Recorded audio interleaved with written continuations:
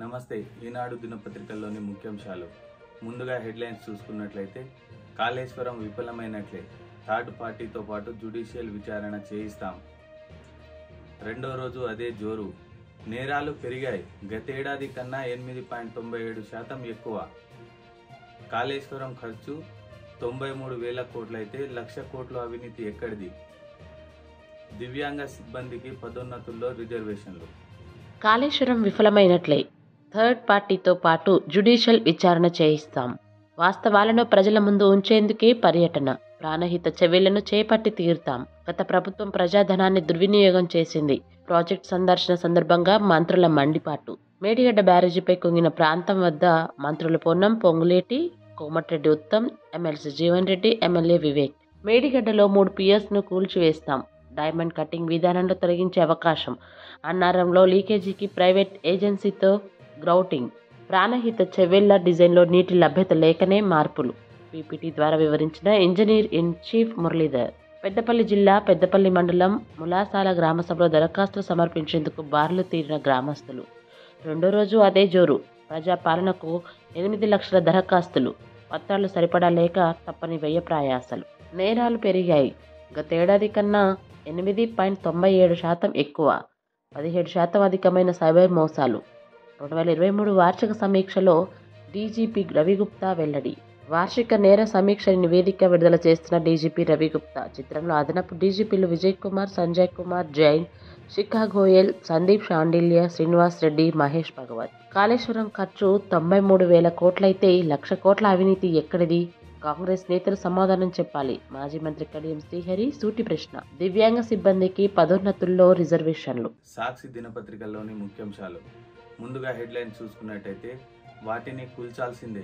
మేడిగడ్డలో 3 పిల్లర్లు, 3 రేడియల్ గేట్లు, 3 స్లాబ్లను తొలగించాల్సిందే. మంత్రులకు పవర్ పాయింట్ ప్రజెంటేషన్లో ఇరిగేషన్ ఈఎన్సీ మురళీధర్ వెల్లడి. ప్రాణహిత చెవెళ్ల పునరుద్ధరణ. ప్రజల దృష్టి మళ్లించేందుకే డ్రామా. బీఆర్ఎస్ సీనియర్ నేత కడియం శ్రీహరి ధ్వజం.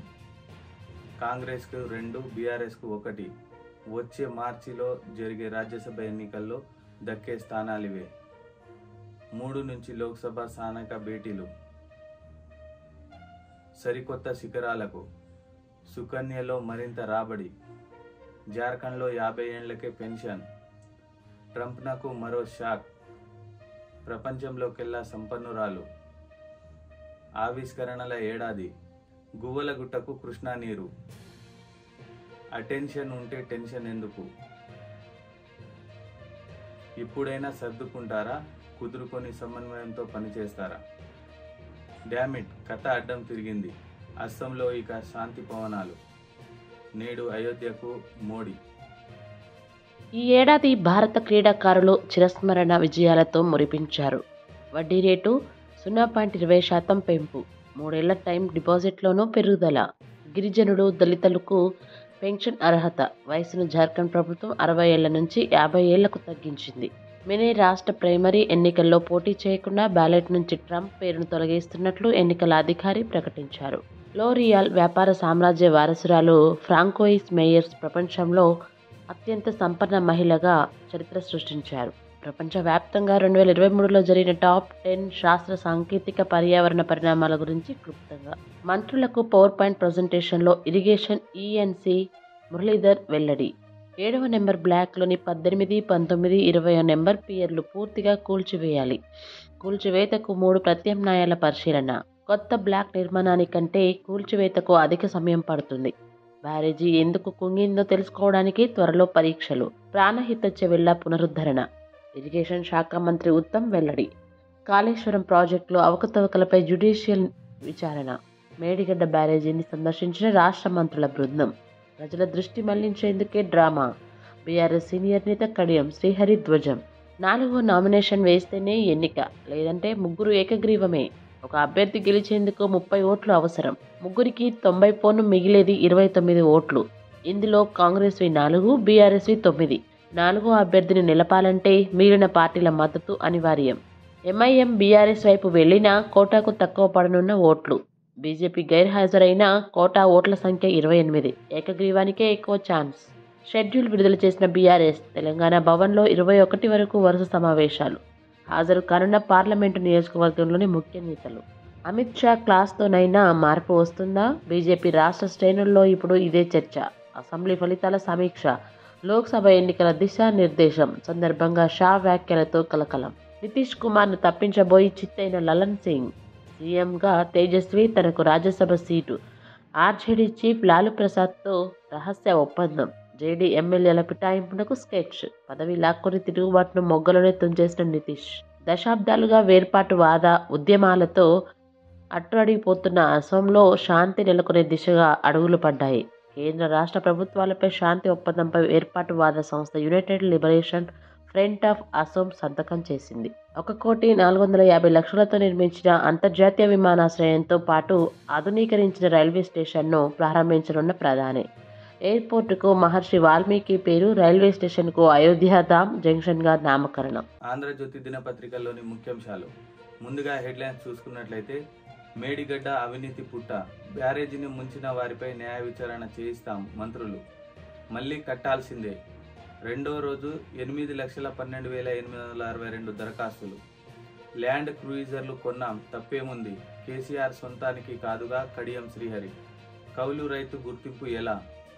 సంకీర్ణ సర్కార్ వద్దు, వరంగల్ బీజేపీ అభ్యర్థిగా మందకృష్ణ.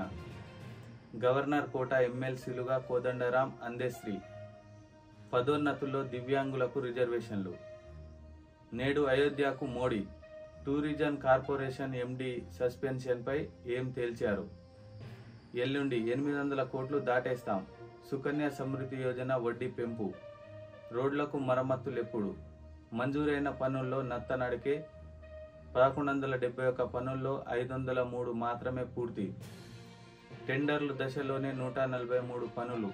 కాంట్రాక్టర్లకు 630 కోట్లు బకాయిలు. గోల్డ్ ఏటీఎం గుడ్డు పోయింది. కౌలు రైతుల గుర్తింపు ఎలా? 21 లక్షల మంది కౌలుదారులున్నట్లు అంచనా. ఇందులో అసలు భూమి లేనోళ్ళు 14 లక్షల మంది.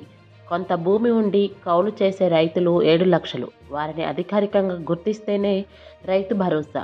ప్రజాపాలన దరఖాస్తులో ప్రత్యేక కాలం, స్వయంగా దరఖాస్తు చేసుకునే అవకాశం.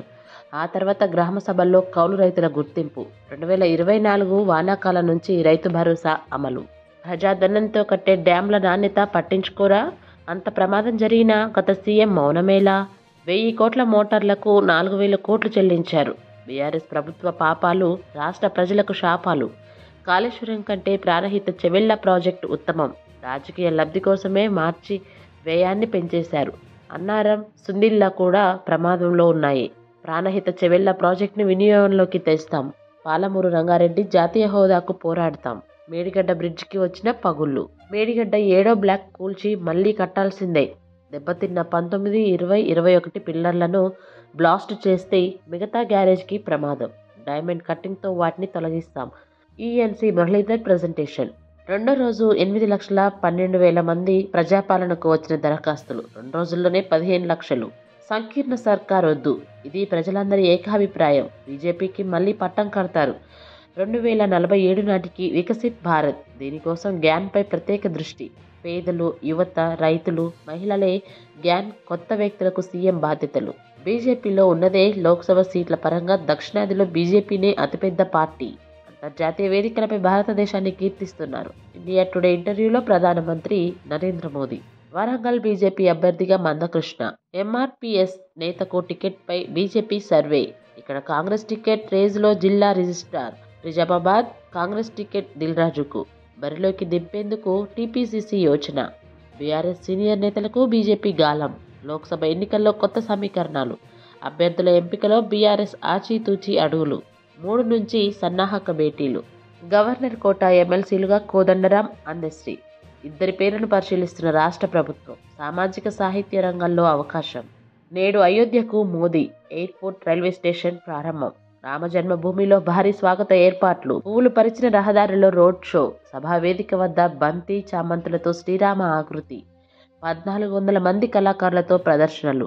టూరిజం కార్పొరేషన్ ఎండీ సస్పెన్షన్పై ఏం తేల్చారు? ఇంత ఆలస్యం ఎందుకు? రాష్ట్ర ప్రభుత్వానికి హైకోర్టు ప్రశ్నలు. ధిక్కరణ కిందకు వస్తుందని హెచ్చరిక. ఎల్లుండికి 800 కోట్లు దాటేస్తాం. 2023లో ప్రపంచవ్యాప్తంగా పెరిగిన జనాభా 7.5 కోట్లు. అమెరికా జనగణన బ్యూరో వెల్లడి. సుకన్య సమృద్ధి యోజనపై వడ్డీ పెంపు 8 నుంచి 8.2% పెంచిన కేంద్రం.